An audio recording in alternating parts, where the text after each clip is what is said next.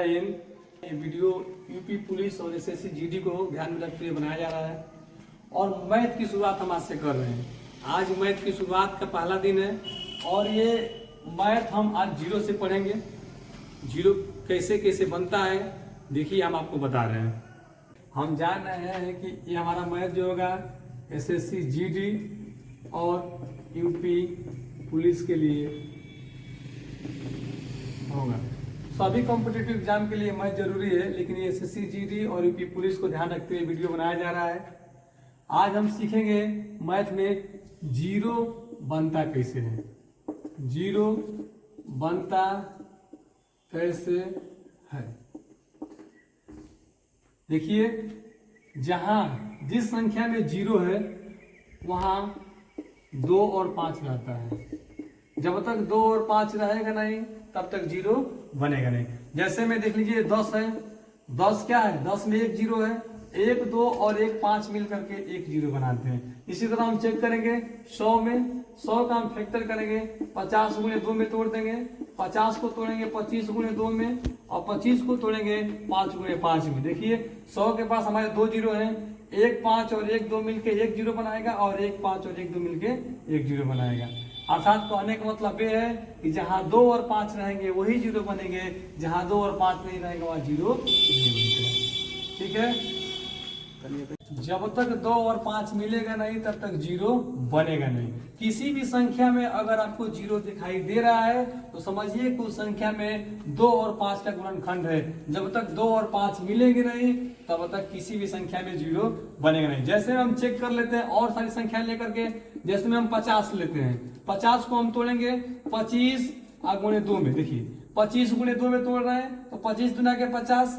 अभी हम 25 को तोड़ेंगे, 25 को तोड़ते हैं 5 गुणे 5 में। देखिए 50 के पास एक जीरो है, 1 5 और 1 2 मिलके एक जीरो बना दिया। इस 5 का कोई काम नहीं है। जब अकेले ना तो 5 जीरो बना सकता है ना तो अकेले 2 जीरो बना सकते हैं। जब भी जीरो बनेगा तो 2 और 5 का एक साथ रहना जरूरी होता है। जैसे में हम और दूसरा एग्जाम्पल लेकर के देख लेते हैं। जैसे में हम 1000 ले लिए, 1000 ले लिए और 1000 में हमारे 3 जीरो है। हम देखते हैं कि 3 5 और 3 2 आ रहे हैं कि नहीं। अगर 3 5 और 3 2 आएंगे तो 3 जीरो सही है, नहीं तो ये गलत है। हम चेक करते हैं, 100 का फैक्टर करते हैं, तोड़ते हैं। जितनी आसान संख्याओं में हो सके उतनी आसान संख्याओं में तोड़िए।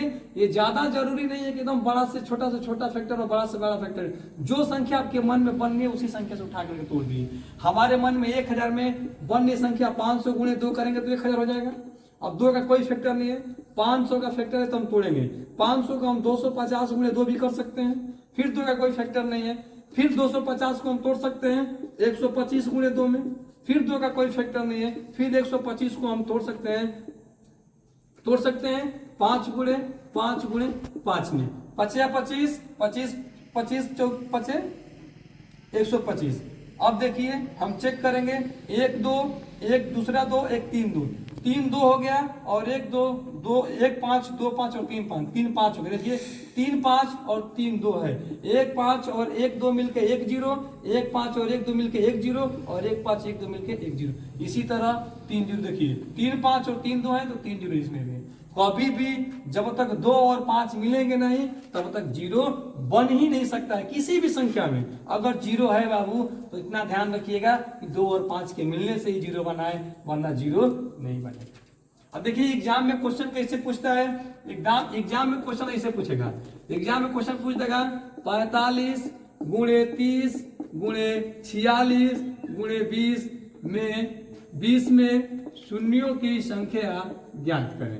शून्यों की संख्या ज्ञात करें। हम कुछ नहीं करेंगे, इसका फैक्टर करेंगे और चेक करेंगे कि 2 और 5 कहाँ दिख रहे हैं।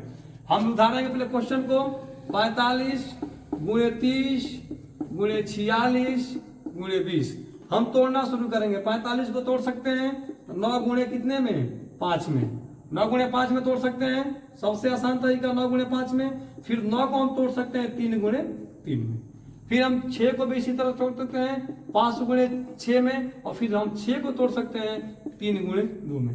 उसी तरह 46 को 23 गुणे 2 में तोड़ सकते हैं।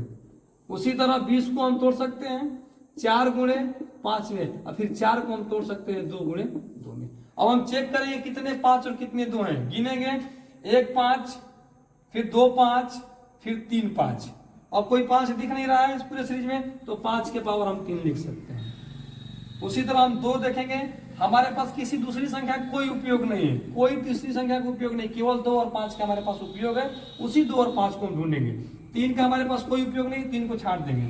23 का कोई उपयोग नहीं, 23 को छाट देंगे। हमारे पास 2 का और 5 का उपयोग है, 2 और 5 से ही 0 बनता है। हम यहाँ पे देख लिए 1 5, 2 5 और 3 5। फिर हम 2 ढूंढते हैं, 1 2, 2 2 और 3 2, 4 2।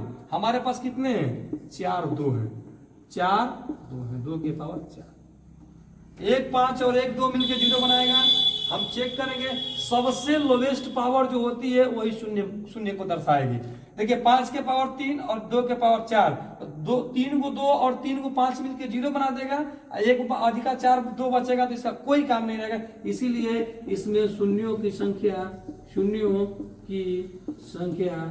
हो जाएगी 3। यही हमारा उत्तर है। लोवेस्ट पावर ही शून्यों की संख्या दर्शाती है। देखिए इसमें सबसे कम पावर 3 है, इसमें पावर 4 है, तो कम पावर कौन है? 3 है, तो जो सबसे कम पावर रहेगी वही शून्यों की संख्या बताएगी, तो शून्यों की संख्या हो जाएगी 3। इसी तरह क्वेश्चन एग्जाम में पूछता है।